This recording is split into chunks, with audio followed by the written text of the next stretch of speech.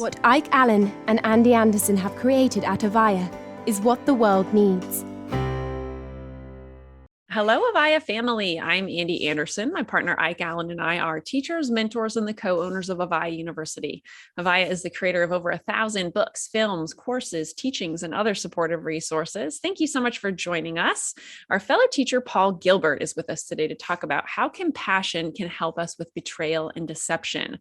Paul is a professor of clinical psychology at the University of Derby and honorary visiting professor at the University of Queensland. Until his retirement from the NHS in 2016. He was the consultant clinical psychologist for over 40 years. He has researched evolutionary approaches to psychopathology with a special focus on mood, shame, and self-criticism in various mental health difficulties for which compassion-focused therapy was developed. And in 2006, he established the Compassionate Mind Foundation as an international charity with the mission statement to promote well-being through the scientific understanding and application of compassion. Welcome to AVAIYA, Paul. Well, thank you so much for inviting me, Andrea. This is absolutely wonderful to be with you. Yeah, it's wonderful to meet you. And I am so excited about talking about compassion today as it relates to people having gone through difficult experiences like betrayals, deceptions. And I'd love it. Why don't we just start off with, how do you understand compassion?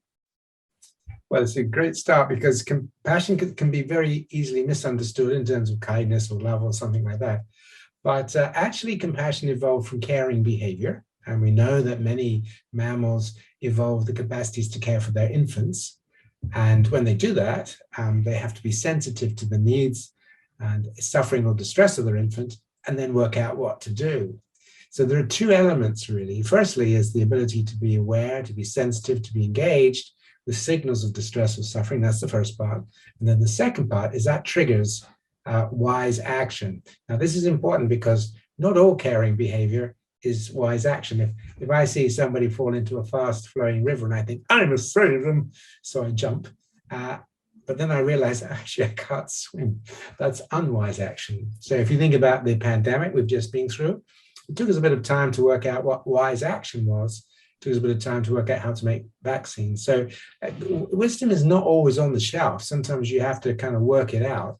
And this is quite important when we have our own personal traumas and setbacks. Sometimes we don't really know what's going to be helpful to us. It takes a little bit of time to work it out. But the most important thing then, certainly when it comes to ourselves or to others, compassion can be defined as a sensitivity to suffering in self and others. In other words, you turn towards it, you don't avoid it, you don't dissociate it from it, you don't pretend it's not there. So you actually take it on, which is a courageous act. And the second thing is you recognize that you might need to work a little bit to get to the wisdom that is actually going to help you. Because sometimes things you think will help you, actually, they don't help you. So that's what compassion is, really. Wonderful. Thank you. I appreciate you sharing a little bit about that for a little foundation to the conversation. And how did you specifically begin to develop this compassion-focused therapy? Well, I had a lot of interest in Buddhist practices. I see you have a Buddha sitting on your shelf there.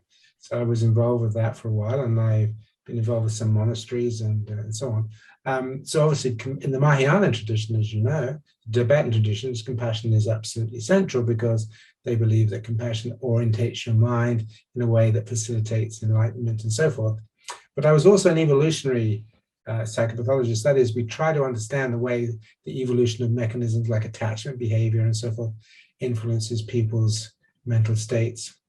But the way I actually came across it was working with very depressed people. My PhD in the 70s was for severe depression, on a severe depression. And individuals would have very negative views about themselves. And in those days, in the 70s, 80s, Tim Beck's cognitive therapy was becoming one of the key therapies for working with depressed people and helping them identify the way in which the way they think, negative view of the self, negative view of the future is hopeless, negative view of the world, that triad of things creates loops so that you get caught up the more you think negatively, the more negative you feel, the more negatively, and so on. So one of the things you do in cognitive therapy is you help people stand back and really look at the kinds of thoughts and ideas that are sitting in the depression.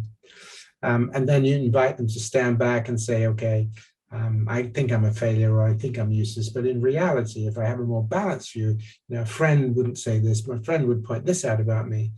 You get a more balanced view. Now that works pretty good for some people, but it was also recognized that that's not always great. That some people say, yes, I can understand I'm not a failure, but I still feel like it.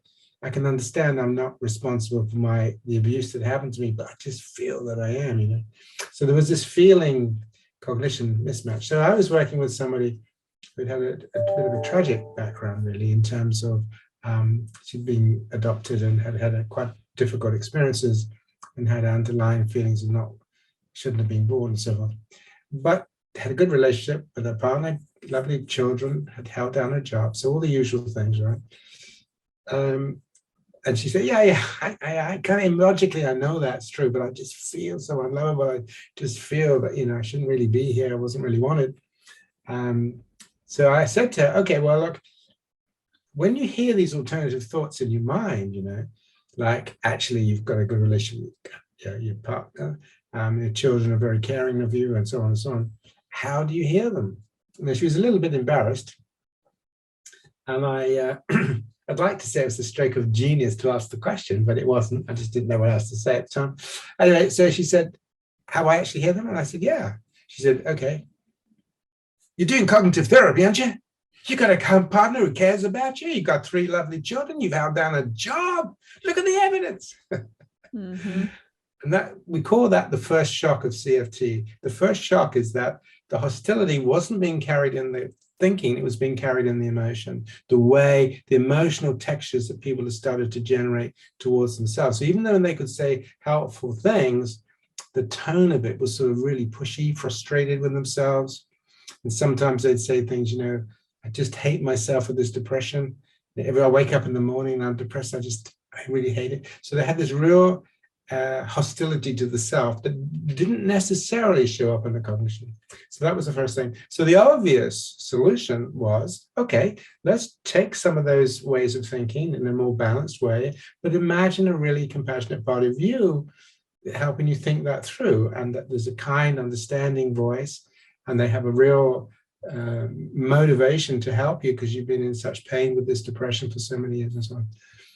Let's try and generate that. And she said, absolutely not. I'm not doing that. What are you talking about? I've never been kind to myself. I can't. That's just, for people who come on our training, she actually, over 20 years ago, came and talked about this experience. She says, no, I'm not doing that. No, I can't do that. That's not going to help me. I've got to find something that, can't you make me believe this stuff? Because I know it's true. There must be some other way you can. Now, that's interesting because her adopted life is very much like that. We're going to make you, bang, bang. So that was the second shock, that actually clients didn't actually want to do it. And when they tried to do it, they weren't very good at it. And then the third shock really was what we call fears, blocks, and resistances, that when we began to really help people on the path to compassion, we opened up a can of worms. And I should have anticipated that, I suppose, because I'm very much into evolutionary systems. But basically what it means is that every motivational system has its own memory. So if you like going on holidays, you're an explorer person, you love holidays, being with friends, and then one day you go on holiday and you get very badly beaten up. What will happen when your memories for holidays are triggered the following year, you see that's whatever, you won't remember all the good times. What will be at the surface will be the trauma, okay? So this is quite important, because if in your caring system, people who should have cared for you, right, didn't, then that caring, that motivational system, the motivational system that we're all born with, the desire to be cared, loved, protected, looked after, that's a motivational system. We don't choose that, we're born with it. But if that's got trauma in it, you start opening up compassion, you open up the care system, and what starts to flow out isn't this wonderful, I can be kind to myself, isn't this nice? No, you begin to reactivate some of these trauma memories, which can come with quite a lot of rage or sadness or feelings lost.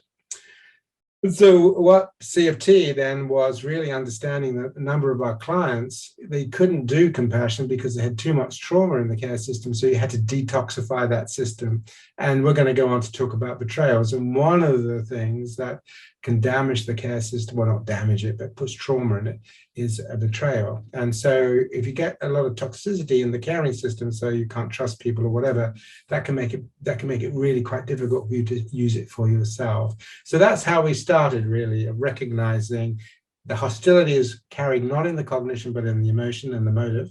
But then when you try to stimulate caring motivation, you really do run into all the toxic stuff that's in that system. Right. Yeah. And I'm so glad you mentioned the word trauma, because betrayal trauma is really what we're talking about today. And whatever that looks like for people, it could be something they experienced as a child, and parents not being there for them, that kind of a betrayal, or it could be, something they're experiencing now, right, as an adult, a betrayal and infidelity, a friend, a family member, who knows.